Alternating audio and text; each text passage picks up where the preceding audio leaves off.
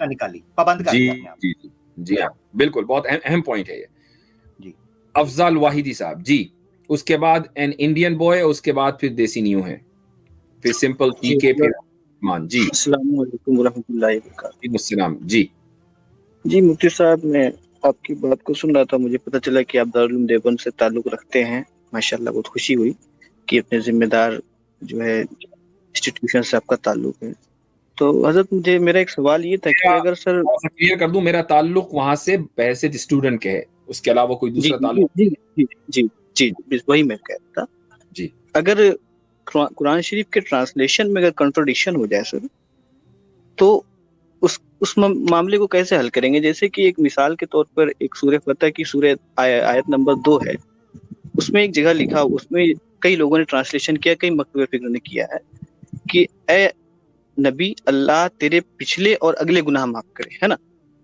تو یہاں پہ ایک سوال یہ اٹھتا ہے, بہت سے ایتھیزم اور جو ہے ملحد بھی یہ سوال کر سکتے ہیں کہ جب نبی گناہ کر سکتا ہے پہلے بھی آگے بھی, تو اس سے گناہ ہوئے, ہو سکتا ہے کہ اپنی باتیں جو ہے لکھی وہ گناہ بھی ہو سکتے ہیں, تو اعتراض اٹھ سکتا ہے. اچھا, اس میں بہت ذمہ دار علماء اکرام جیسے مولانا اشرف علی تھانوی صاحب ہو گئے, جونا گڑھی ہو گئے, مودودی ہو گئے, انہوں نے بھی سیم یہ ترجمہ کیا کہ اللہ کے نبی اللہ تعالیٰ تیرے اگلے اور پچھلے گناہوں کو معاف کرے. تو یہ تو بالکل سراسر یہ غلط ہو گیا قرآن کے ٹیکسٹ کے حساب سے, کیونکہ نبی تو معصوم الخطا ہوتا ہے, تو خطا کا یہاں لفظ آیا, یہ میں پوچھنا چاہ رہا ہوں. نبی کا معصوم عن الخطا ہونا ہی تو اس آیت سے ثابت ہے, وہ اس طریقے سے کہ اللہ تعالیٰ نے یہ ڈکلیئر کر دیا کہ تمہارے اگلے اور پچھلے جتنی بھی. اچھا, اور دوسری بات یہ کہ یہاں جو خطائیں ما تقدم من ذنب کا, ذنب سے مراد معصیت نہیں ہے, دو چیزوں کے درمیان فرق ہے, ایک ہے ذنب اور ایک ہے معصیت. معصیت کہتے ہیں ہم گناہ کو, لیکن ذنب کا جو لفظ استعمال ہوتا ہے وہ گناہ کے لیے بھی استعمال ہوتا ہے اور اجتہادی غلطیوں کے لیے بھی استعمال ہوتا ہے. رسول اللہ صلی اللہ علیہ وسلم نے کچھ موقعوں کے اوپر اجتہاد فرمایا ہے, اور وہ اجتہاد اللہ تعالیٰ کی مرضی کے مطابق نہیں تھا. مثال کے طور پر آپ صلی اللہ علیہ وسلم کا یہ اجتہاد کہ بدر کے قیدیوں کو فدیہ لے کر چھوڑ دیا جائے حضرت ابوبکر صدیق رضی اللہ عنہ کی رائے کے مطابق, اور حضرت عمر کی رائے کو قبول نہیں کیا, یہ آپ صلی اللہ علیہ وسلم کا ایک اجتہاد تھا جس پر اللہ سبحانہ و تعالیٰ نے قرآن کی آیتیں نازل کی ہیں. تو یہ جو اجتہادی سمجھ لیں کہ آپ زلات اس کو کہتے ہیں, زلات ہوئی یعنی جو اللہ تعالیٰ کی مرضی کے موافق وہ اجتہادات نہیں تھے, اللہ تعالیٰ نے اس کے بارے میں یہ کہا کہ اگلے اور پچھلے جتنے بھی اس طرح کے اجتہادات ہوں اس پر اللہ تعالیٰ آپ کو پروانۂ مغفرت دیتا ہے. اس کا تعلق معصیت سے ہے ہی نہیں. حضرت اس میں ایک اور چیز ایڈ کرنا چاہتا ہوں, افضل بھائی یہیں پر ایڈ کرنا چاہتا ہوں حضرت کے ساتھ, اجازت کے ساتھ. حضرت ذنب کے بارے میں ایک شخص نے بڑی قیمتی بات کی تھی, میں ان کا ریفرنس نہیں دوں گا, میں خود بات کر دیتا ہوں اور اس میں آیت کا اضافہ کر دوں گا کہ ذنب عربی زبان کے اندر الزامات یعنی جرم ثابت نہیں ہوا, الزامات کے طور پر بھی استعمال, کوئی ایلیگیشنز. مثال کے طور پر 30ویں پارے کے اندر ایک آیت ہے کہ اللہ تعالیٰ فرماتے ہیں اعوذ باللہ من الشیطان الرجیم وَإِذَا الْمَوْعُودَةُ سُئِلَتْ بِأَيِّ ذَنبٍ قُتِلَتْ, نہ کردہ جرم, نہ کردہ الزام, یعنی ایک چھوٹے بچے کو وہ زندہ درگور کرتے تھے بِأَيِّ ذَنبٍ قُتِلَتْ, تیرا تو جرم تھا ہی کوئی نہ, تیرا الزام. تو اس آیت میں جو کہا گیا ہے نا کہ آپ کے اگلے اور پچھلے, اس سے مراد یہ تھی کہ جتنے مشرکین مکہ آپ کی نبوت کو جھٹلانے کے لیے جو ایلیگیشنز اور الزامات لگاتے تھے, فتح مکہ کے بعد وہ سارے اکھاڑ کر رکھ دیے اللہ تعالیٰ نے, اگلے پچھلے سارے الزامات. ٹھیک ہے سر, یہاں پہ ایک کوشچن میرا اور ہے اسی آیت پہ. بہت سے جو ہے علماء اکرام نے, معزز اکرام نے ترجمہ کیا, اس میں اس صدی کے بہت بڑے بڑے بزرگوں کا نام, اس میں ایک میں نے پڑھا اعلیٰ حضرت امام احمد رضا بریلی شریف کے علماء ہیں, انہوں نے بھی اس کا ترجمہ کیا, اور بہت بڑے جو ہے محقق تھے اور محدث بھی تھے, انہوں نے اس کا ترجمہ کیا کہ اے اللہ, اے محبوب, اللہ تیرے سبب تیرے اگلوں اور تیرے پچھلوں کے گناہ معاف کرے. تو اب یہاں پہ کیا صحیح مانا جائے, وہ بھی تو ترجمہ کیا. آپ کو جو صحیح لگے وہ مان لیجئے. دیکھیے میں اس مسلک پرستی کے چکر میں نہیں پڑتا ہوں. نہیں سر, میرا مسلک کا کہنا نہیں ہے سر. نہیں, یہ مسلک ہی ہے. دیکھیے میں یہ مسلک کی بنیادوں پر ہی آپ نے سوال کیا ہے, اور میں آپ کو افضال بھائی سنیں, یہ سوال مسلک کی بنیادوں پر ہی ہے. اس لیے میں آپ کو یہ کہتا ہوں کہ اگر آپ کو اعلیٰ حضرت کا ترجمہ اچھا لگتا ہے آپ اس کو فالو کریں, میں اس کی تردید نہیں کروں گا. اگر آپ کو تھانوی کا ترجمہ اچھا لگتا ہے آپ اس کو فالو کریں, میں اس کو یہ نہیں کہوں گا کہ وہی ترجمہ جو ہے سب سے بہتر ہے دنیا کا. علماء کے درمیان اختلافات ہوئے ہیں, जिस उलमा जिस आलिम के ऊपर आपको ट्रस्ट हो आप उसको फॉलो कर लें, क्या मसला है इसमें? जी जी जी जी, वही चीज मैं इस चीज कह रहा हूँ कि अगर मान लीजिए कोई उससे बेस्ट है तर्जुमे में, अगर मान लीजिए इस पे एक इत्तेफाक हो जाए कि इस तर्जुमे को ही रेफरेंस दिया जाए दुनिया रेफरेंस के में तौर पे, बहुत ये कम अच्छी चीजें बात नहीं रहेगी। नहीं, दुनिया में बहुत कम चीजें ऐसी हैं कि जिनके ऊपर इत्तेफाक होता है, खुसूसन जो इंसानी काम होते हैं। तर्जुमा जो है वो एक इंसानी काम है और हर इंसान के पास अपने अपने दलाइल हैं, ठीक है। आला हजरत ने जो तर्जुमा किया उनके पास उनकी दलीलें हैं, और हजरत थानवी या दीगर उलमा ने जो तर्जुमा किया उनके पास उनकी दलीलें हैं। ये कैसे मुमकिन है कि आप सारे लोगों को ये कहें कि नहीं किसी एक मौकिफ के ऊपर इत्तेफाक करें और अपनी अपनी दलीलें छोड़ दें? ये मुमकिन नहीं है। इसलिए मैं कहता हूं कि आम लोगों का जो रवैया है, आम लोगों का जो रवैया, मेरे और आप जैसे जो आम लोग हैं, हम लोगों का रवैया ये होना चाहिए कि हम जिस आलिम के ऊपर ट्रस्ट करते हो उस आलिम के तर्जुमे को मान लें। इसमें कोई मुश्किल बात है?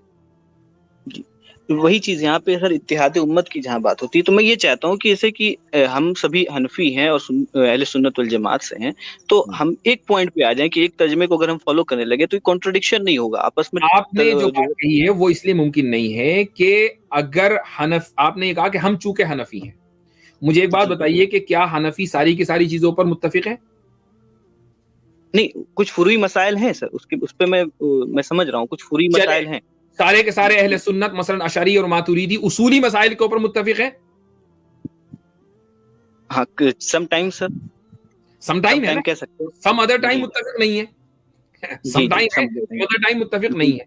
तो हम उन इख्तिलाफात के साथ जीना सीखें, ये हमारा पैगाम है कि ये ना हो कि नहीं जी चूंकि मेरा ये तर्जुमा या मेरे आलिम ने तर्जुमा कर दिया बस अब यही सही है, मैं अगर ये यहाँ पे सर ये मैं कहूंगा, एक चीज जोड़ूंगा सर, यहाँ पे किसी को गलत और सही साबित करने का नहीं, क्योंकि वो भी एक बहुत बड़े आलिम थे अपने वक्त के, ठीक है। हाँ। तो उन्होंने अपनी इल्म के बिना पे, अपनी तहकीकात के बिना पे उन्होंने जो तर्जुमा किया वो ठीक है, उस पर मैं खुद इतराज नहीं कर रहा हूँ, लेकिन मैं ये सोचता हूँ कि आम लोगों के लिए क्या आसान हो जाए, ये मैं सर, जैसे आम इंसानों जो कुरान, आम लोगों के लिए मुमकिन नहीं है कि आप सारी दुनिया को किसी एक तर्जुमे के ऊपर या किसी एक आलिम की तहकीक के ऊपर मुत्तफिक कर दें, ये मुमकिन नहीं है। इसलिए जो बेस्ट सोल्यूशन है, चूंकि आज तक हमारे दरमियान मसलन अशरी और मातुरीदी का जो इख्तिलाफ है, क्या हम उस इख्तिलाफ को खत्म कर चुके? नहीं, हम उस इख्तिलाफ के साथ जीते हैं। हनफी शाफी के दरमियान इख्तिलाफ है, दोनों में कोई भी गलत नहीं, हम उस इख्तिलाफ के साथ जीते हैं। तो इख्तिलाफ के साथ जीना जो है वो ज्यादा बेहतर है, बजाय इसके कि आप ये कोशिश करें कि इख्तिलाफ खत्म हो जाए। वो कभी खत्म नहीं होगा, एक तीसरा फिरका वजूद में आ जाएगा।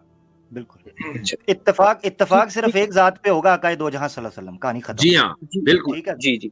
अफजल भाई, और एक चलें, एक सवाल सर, एक छोटा सवाल है, जैसे कि सर ये है कि हम लोग किबले रूह होकर नमाज पढ़ते हैं, ठीक है, किबला होकर नमाज भी पढ़ते हैं, और हम लोग जब कोई मैयत दफन होता है तो उसका जो चेहरा होता है वो किबला रूह किया जाता है, ठीक है। अब जैसे जमीन अगर गोल है सर, या स्फेरिकल है, तो मान लीजिए एक पॉइंट पे ऊपर हमारा काबा शरीफ है, एक नीचे पॉइंट पे हमारा डाउन पे कोई जगह है, ठीक है, तो उसका पैर किबले की तरफ जा रहा है।